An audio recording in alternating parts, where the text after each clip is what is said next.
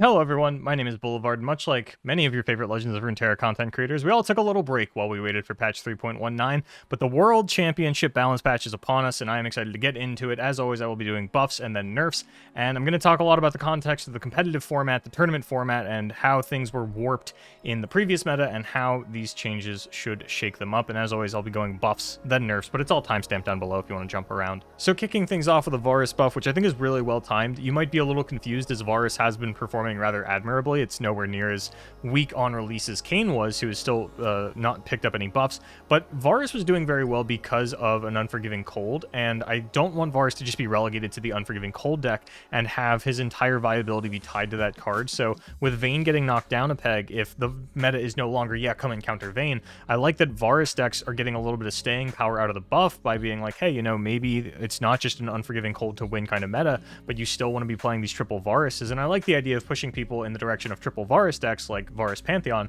as opposed to one of Varus decks like the Fizz Nami. So I'm glad that we are doing what we can to keep this champion a little viable, and maybe as like a soft counter pick, where you can still play towards a turbo level the Varus strategy in more proactive matchups where you're not just winning off of your free spells. Jinx, I think, is a really well-timed buff, especially coming into the World Championship, where you want a diverse and healthy meta. A lot of times in Runeterra, when aggro turns out to be good, we can only find like 2 aggro decks that are really doing what we want it to, and we really struggle to find that third. So I get a little excited every time I see one of these sort of random aggro buffs, and I think Jinx is a great champion to do it to, because one, Jinx was not contesting any region combinations or champions that were being left over by the other aggro decks. Generally, we're pairing her with either like Draven or Lulu, and I think that with Annie Jhin continuing to perform across the last 2 metas into what the top decks were, you know, if that continues after this patch, if not even Vayne and Seraphine are the best decks, but whatever it is that ends up on top is still weak to Annie Jhin, maybe you get a Lulu Jinx in there, figure out what your third deck is, and it really can kind of shake things up in the meta, just having one more good viable aggro deck. And I know like spiders have really started to pick up play again recently, so yeah, we'll kind of keep an eye on it. I think that this is definitely one of those buffs that could take players by surprise, or even end up baiting players into thinking like, yeah, you know, aggro is back in a big way, I found the third deck, it's Jinx, whatever. This 10-day turnaround time is going to make or break this World Championship for some players, and I think some of them, either their stories will be made or broken off of the back of this Jinx buff. Now, going down a little bit, I don't think the Jax buff is nearly as valuable. Vayne Zed was definitely the Vayne deck for tournaments, maybe not so much on ladder, but I don't think Jax decks, dedicated Jax decks, have really had any trouble leveling the champion before. And yeah, this is like one less Jax attack that you need to get in there to level, so it will be a little bit faster, but I don't think Jax was ever really overtaking games, not since like his initial release when people were kind of figuring him out and stuff. I don't really think this is going to do too much to Jax's play rate, which is, you know, kind of fine. And then the Gwen ability buff is pretty cool. You know, if you kill Gwen, she's still dealing 2 damage after she levels, but we've already started to move away from Red Gwen in favor of like more traditional spider aggro for the Shadow Isle and Noxus combination. Yeah, there was Vayne Gwen, but I don't think they were leveling the Gwen as consistently and having it die. You know, you're tending to just overrun on your opponent. Like, obviously it's a nice quality of life change, but I don't think we are heading back into a meta where we're going to see as much Gwen as we have in the past, so it might take a little while for it to still like even really be felt by the masses. Moving on to the buffs, I'm actually just going to ignore the entire Yordle package, mostly because they don't give health, and that's sort of the one thing that I think Yordles need to be viable. You know, the Yordle Explorer still only giving +1 attack.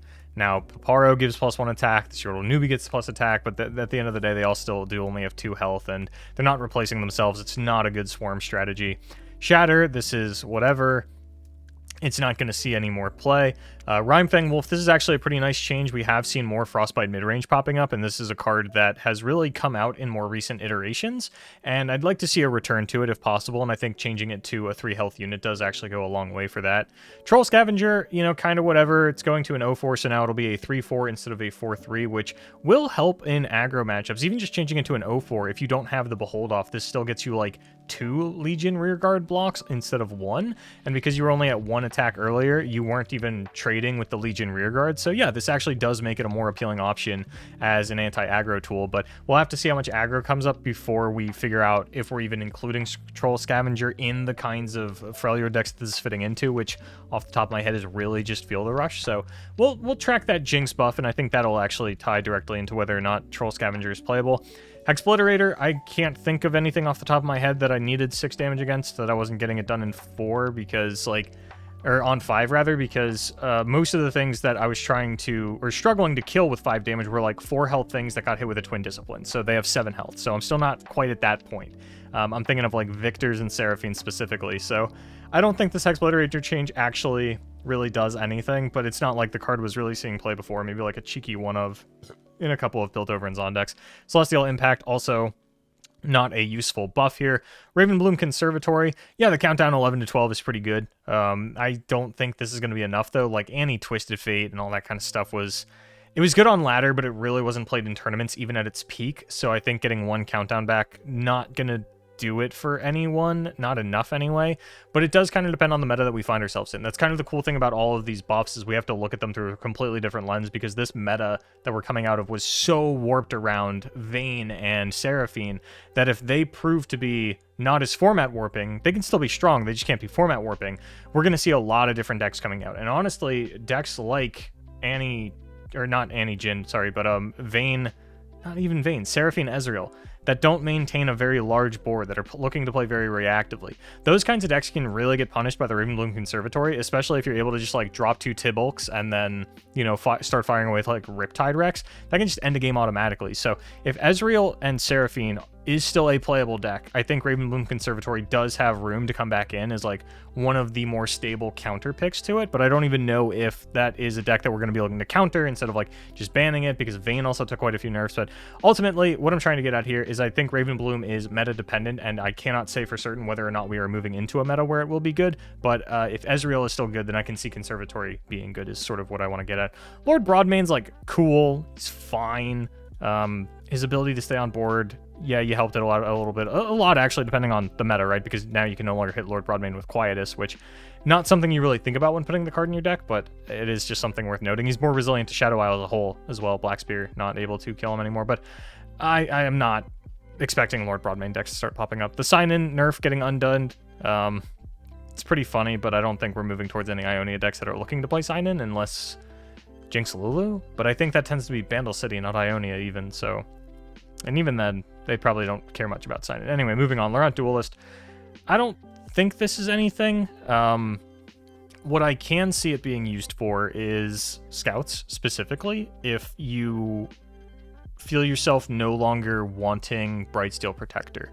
I think this is a nice 2-drop option for Demacia decks that like previously were really big on Brightsteel, but now at the 2-1 stat line, it's just not really doing it for them, especially if we are in a meta that is full of 1 damage pings. You know, if there's a lot of like, I'm trying to remember what decks. Noraheimer was infamous for it, right? Where they had a bunch of group shots and Vile Feasts and Pokey Sticks. Like if you are running into a field with a lot of that and you are playing something like Scouts, like Laurent Duelist might be your put-in instead of Brightsteel Protector. But baseline, I don't really value giving cards in my hand Challenger. Like sometimes it's cool when MFF like Misfortune gets Challenger, but ultimately probably still want to go Brightsteel in a lot of cases, especially if you are expecting like Demacia mirrors at all, right? The barrier is infinitely more valuable there. There's definitely a specific time for Laurent Duelist to go in over Brightsteel Protector, which is definitely more than I could say for it in the past, but I think overwhelmingly we're still going to be on Brightsteel Protector, unless, again, it's a very ping-heavy meta. Ibaaros going to... I can't imagine there were a lot of people that were hushing Ibaaros last meta, so... I think just a low performance from him initially made them be like, hey, you know, this like at least we can do this, right? The Bilgewater weapon and Darken is very cool. I don't think people have really found the list for it, but with Seraphine and Vayne getting knocked down a peg, like this is the point where we would go and find a list, right? So at the very least, it is unhushable if there does turn out to be something there, which there could be. Safety Inspector, that's nothing. Escaped Abomination is actually really cool. This card has been at the center of a lot of Shadow Isle aggressive strategies in the past. I'm curious to see if this does anything for Nasus decks going into the World Championship. That's become a pretty big default for people over the last maybe 2 or 3 seasonals. And becoming a 3-3 instead of a 4-2, absolutely huge, you know, with all the Mystic Shots and Hate Spikes that were running around at the time. Yeah, it's not as aggressive, but I think you're more than happy to trade out that attack for that health. And definitely looking towards Nasus to do something with this. Maybe even... certain kinds of ephemeral packages, or maybe we just start putting like more, I don't really want to get into it, but it's like, you know, when you want to run something like the Escaped Abomination, or rather the Cursed Keeper, you're very incentivized towards like Blighted Caretaker, all these self-sacrifice things, right? And I'm like looking at Blighted Caretaker, I'm thinking about, you know, all the different ephemeral stuff that's been coming up lately, and I'm like, you know, maybe we put this into... I don't think it makes its way into ephemerals. I think this really is just like a Nasus or bust card, and yeah, you know, it'll be nice to see if this is actually enough to get Nasus back on the map. Bone Club, that's whatever. It's a Freljord card. You can just ignore Freljord cards. Shadowblade Fanatic, again, something that I'm going to ignore. Being a 3/3 quick attack and getting me a Shadow Fiend in hand is you know, cool and all, but it's really just a Kayn card, and I still think Kayn just has a little bit too mediocre of a package around him. Wrathful Rider, again, that's nothing. Gorlith is nothing. Dusk Rider's not nothing, but it's not really a main deck sort of buff. It's like this will be a lot cooler and help out your curve when it comes off of whatever the Nocturne spell is, Unending Spirit or whatever the 1 damage ping is. I'll like have it on the screen. Reaver's Row, apparently people have been excited for this. And it makes sense, right? 5-cost Reaver's Row was coming down way too late for being a 1-cost strategy. Someone, I think it was Silverfuse, mentioned like Reaver's Row Talia being a deck that she had been experimenting with, and now the fact that you can curve the Reaver's Row into the Talia rather than sort of being 1 turn later on everything. Yeah, maybe that is a thing. And maybe it's just a cheesy ladder thing. Maybe it's something I get to make a YouTube video off of and profit off of that a little bit later on, but I don't really think we're going to see like Talia Reaver's Row popping up en masse at the World Championship. Just because I think that even if, you know, the Vayne and the Seraphine meta stays the same and they're just knocked down a few power levels, I don't think going wide with 1-drops is an effective strategy against them until you get down the Reaver's Row specifically, but I think you're just waiting too long on something like that. But again, we are looking for that mystical magical third aggro deck, and maybe this is something, but I guess I'm more optimistic for Reaver's Row than I was for Ripper's Bay, and Ripper's Bay turned out to be nothing. I'm not really expecting anything from this either, but yeah, I guess we'll see. Spirits Unleashed is another quality of life change, which are always kind of hard to talk on because you're not going to put them in a deck because of it. They're just going to feel better when you do play them. And I feel like Udyr's been maybe not on the cusp, maybe a step below on the cusp, but it's felt like there's definitely an Udyr deck out there for a while, and we just haven't been able to find it. And this puts us 1 step closer, but I do not think it puts us there. Rot Colossus is nothing. Darkened Ballista, I don't think this is anything. You know, maybe Spiders puts in a copy or 2, but at the end of the day, I think that the actual Darken is just way too expensive, even for aggro decks to pretend that they're going to be able to get to in the late game. And there's just better things to main deck than one mana, get a +2 attack onto something at, you know, sort of slow speed. Pathless Ancient, again, is nothing. Void Seeker, because this only really fits into Kai'Sa decks, I think that once you've leveled Kai'Sa by evolving, your focus becomes ending the game. And Void Seeker doesn't help you end the game, and so I don't think you're going to see Void Seeker even in the Callista or the Kai'Sa decks, even though this is kind of a cool change. And then Bandle Tellstones, getting Keeper's Verdict, or getting Electro Harpoon instead of Keeper's Verdict. This might actually be something, especially with Jinx getting a buff and Jinx Lulu being sort of the more recent Jinx deck. Getting Electro Harpoon into the Bandle Tellstones might be something. You know, you might main deck a copy or 2 of this in your Bandle City Piltover and Zon Lulu Jinx deck, but, you know, it could be worse. Let's get on to the nerfs, though. That's sort of the more interesting part of this patch, I think. So getting into the long-awaited nerfs on Seraphine, I like that we're slowing her down considerably by going to 9 spells instead of 6. What I don't love is that a lot of the frustration points of her are still there. She's still overstatted for a 2-drop, especially coming down as a 2/5 when leveled. She still doesn't need to see the spells be played. Yes, you have to commit a little bit more of your deck building cost to her, as a lot of times with like Noxus, Seraphine, Ezreal, you could run into some situations where it was difficult to level Seraphine if you didn't draw the 7-mana spell that you play specifically to level her, basically, Stuttering Song Spinner. So I think she's still going to be good. I don't think she's going to be format defining, though, which does mean there's still a lot of room for things to warp around. Probably still going to end up being the Noxus version, but you are going to have to change a few things around. Like, you can't just run like 2 to 3 copies of all of your removal spells. You might need to diversify a little bit, but I think that you still need a strong secondary finisher alongside her, and one that is even more independent of her. Now, I'm not sure if that is actually still going to be Ezreal, or if this does push things more towards Victor. I haven't really gotten too much into the nitty-gritty of, is there now a definitive best Seraphine deck? And I think previously a lot of people would have said that it was Noxus Ezreal, but some of the top players were a little bit disagreed on it. Doesn't really matter because we weren't in the Worlds format. This is the part where everybody gets to nut up or shut up. And then Fanclub President also catching a nerf, which I actually like this more than the Seraphine nerf, if I'm being honest, just in terms of what I think it's actually going to do for the deck. deck, which is just continue to slow down the Seraphine package itself, which is nice, right? And Fanclub President, still going to be an auto-include. It's one of your only ways to generate new spells. Seraphine can still double them, but not getting on board as early with it. You don't have this nice little curve of like the Fanclub President into, you know, sort of whatever they did on turn 5 into the bar keep. But they didn't nerf the bar at all. They didn't nerf Victor at all. Like, you hit the problem, and now the question is just, was it hard enough? And it's kind of hard to tell just off of these numbers. I want to say yes, but I feel like that might be a little optimistic. I definitely think we are still going to see Seraphine at Worlds. Maybe not en masse. You know, maybe it'll be a little bit more of a, hey, we figured out the Seraphine build last minute, but ultimately I am at least happy that, you know, this looks like it might have been enough. Might have been enough. Tumble to 4 mana is not as much, and Vayne even still just reducing to 0 on the backside rather than reducing the cost by 3. This is nice because it does stop nothing, right? I mean, it stops Vayne from tumbling the turn she comes down, but in terms of, like, Vayne Rumble, you can still Vayne on 3, Rumble on 4, and Tumble with the weapon, which I think is what they wanted to keep intact. And yeah, it was a little bit of an issue that Vayne could turbo level by coming down on 3 and then auto-equipping with the weapon. She's coming in as like a 3-mana 4/5 with tough. It was a bit of an issue. So I do like this little slowdown to Vayne. This, I think, is not as impactful, though, as the Seraphine nerfs. But Vayne was already a little bit more fragile. It's kind of weird because Vayne was doing a lot more on ladder in terms of like overall play rate because she was spread out among so many decks. But Seraphine, I think, was the one that a lot of people, you know, we had like one definitive best deck, so we would just jam that Seraphine variant every time.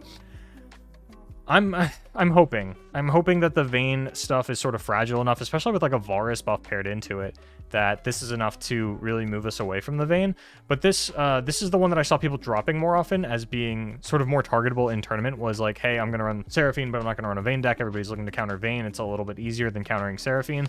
So hopefully we at least, if we have to relive the old meta, I'd rather us still have Vayne and Seraphine, not just one or the other.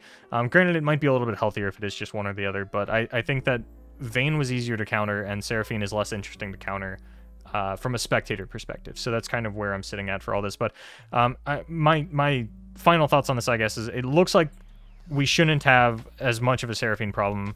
We might still have just as much of a Vayne problem. But the rallies were nerfed, so we'll kind of have to look into it in a second here when we get down to the rest of it. Lee Sin caught a nerf, understandable. Akshan Lee's been a really good deck for quite some time now, and Lee Sin's always been a little bit of a problem.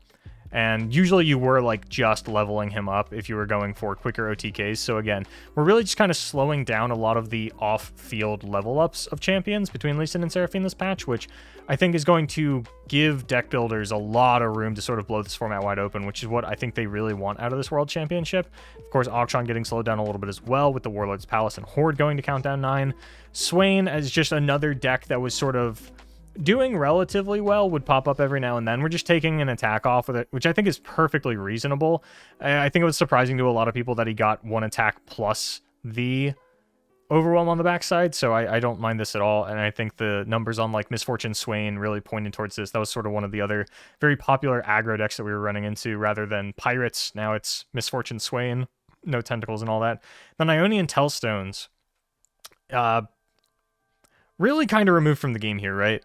Health Potion and Homecoming, far and away the two most grabbed things off the Tellstone, getting replaced with Ritual of Renewal and Gruesome Theater. I mean, Ritual of Renewal is not bad. It did get buffed a while ago, but it's no Homecoming. I think Ionian Tellstones is just completely gone. I think Akshan Lee Sin is probably just completely gone. Between the Ionian Tellstone nerf, the nerfs to Akshan, the nerfs to Lee Sin. And maybe it'll be one of those decks where, like, the World Championship is close enough to this patch that people can default to it and it'll still be, like, good enough.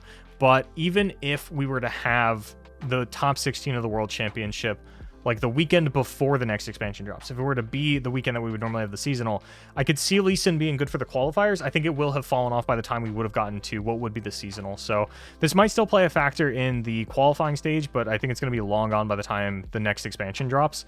It's just kind of the read that I have on this, and who knows, people might end up having to default to it. Shimon Wind getting changed to Focus from Burst. I really like this change. I think Shimon Wind was really cool. Did a lot for keeping Ionia alive in the meta, but the burst speed blocker was just a bit much, especially with the draw attached to it.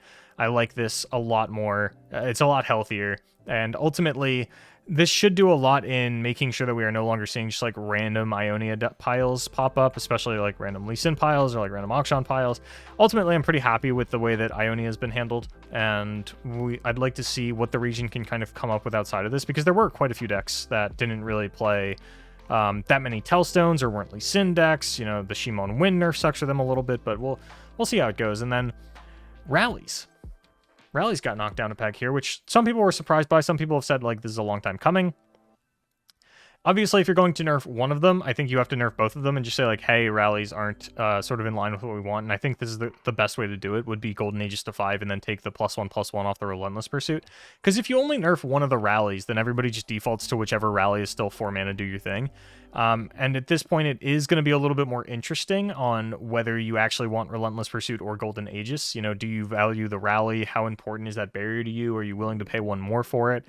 And I'm hoping that what we're really going to move away from is just like 6 rally decks, because they didn't come up often, but they were never very fun to play against when they did come up. Like Poppy Taric, I think, is the most recent example where you never really play 6, but you played like 4 or 5, right? Sivir Akshan definitely moved away from that. A lot of them were only playing like 1 Golden Aegis, if anything. We've definitely moved more into like a Tumble Cataclysm style of game, which, speaking of, we're actually losing a health on the Saga Seeker as well. So the Cataclysm decks, the Vayne decks, the Pantheon decks, not going to be doing as well. And ultimately, I'm pretty happy to see Demacia move down a peg. I think it's been kind of a necessary counter to some of the metas that we've had, but it's been a rather boring one, a rather tired one. I want to see if there is something new that we can be doing in Demacia's place to come up, like, you know how Scouts would come up every seasonal? If there are problems that Scouts answer, I want to see if we can find a new answer for it, or I want the dev team to recognize that they were using the rallies as a crutch and being like, yeah, you know, we were fine to just print archetype after archetype because, like, Demacia would do well into it, but now that we've nerfed the rallies, like, Demacia no longer does that, and it just kind of gives them less room to fuck up in the design space and be like, oh, it's fine, Scouts will handle it, you know, whatever will handle it. So ultimately, I'm pretty happy with all these sort of piled on Demacia nerfs, and I think Pantheon was something that players really did not want to see sort of take over the World Championship again. Every event that Pantheon has been popular, people have seemed very unhappy with the meta, so taking the rallies out a little bit, taking out the Saga Seeker, we'll see where Pantheon lands. Not optimistic for it, and if Pantheon, you know, isn't the way, although, like, the Saga Seeker nerf, I'm talking about Demacia Pantheon, rather, because I think, like, Varus Pantheon is still fine, right? Obviously, I don't care about the Relentless Pursuit and Golden Aegis nerfs, they couldn't play those anyway. I think Saga Seeker is a 1/1, still a perfectly fine card, so Varus Pantheon, sure, Fiora Pantheon, it's looking a bit dicier for you. And then Curse of the Tomb, you know, was 2 mana, double the damage on Overwhelm units was sort of the best use case for this. A lot of people were talking about this, like, Akshan Seraphine deck, where you would double up Curse of the Tomb and then double up Absolver. That's pretty much gone as well, especially with the Akshan nerfs and the Seraphine nerfs and the Curse of the Tomb nerfs, but yeah, they mentioned this as a preemptive nerf, which obviously is fine. I don't think a lot of people were really thinking that Curse of the Tomb Overwhelm was going to become the next big thing should you nerf Vayne and Seraphine and all these different kinds of decks, but apparently the devs did, so I don't mind it. You know, it's really hard to judge preemptive nerfs. I don't think it was super necessary, but I'm not really going to complain about it either, because I think Overwhelm is a straightforward enough strategy that it's not very interesting. And then Ionian Hookmaster, losing an attack. I think I suggested this change back when Pirates were doing really well, where I thought they were going to nerf more than just the Riptide Sermon. I thought Ionian Hookmaster might be something on the chopping block. So no longer really being able to get, can no longer get 2/3 attack, which takes away a lot of its trading power, and I think makes it much more of a fair 2-drop, especially since pretty much everybody that's running this card is using it to turn on something has been equipped to this game effects. So the fact that it did trade as well as it did, a little bit much. Very happy with the Hookmaster nerfs as well. Overall, I think this patch it hit all of the right things. I would have liked to see Ezreal reeled in a little bit as well, as I think that has been a continuous problem for the last year or so. You know, every time something cool and new comes out, Ezreal tends to be at the center of some unhinged change. But ultimately, like, they hit Seraphine, they hit Vayne, they hit some of the things that would have taken over the meta otherwise. They've given some power to some things that only existed as counter picks, like Varus, like Frostbite midrange, because we got the buff onto the Rimefang Wolf.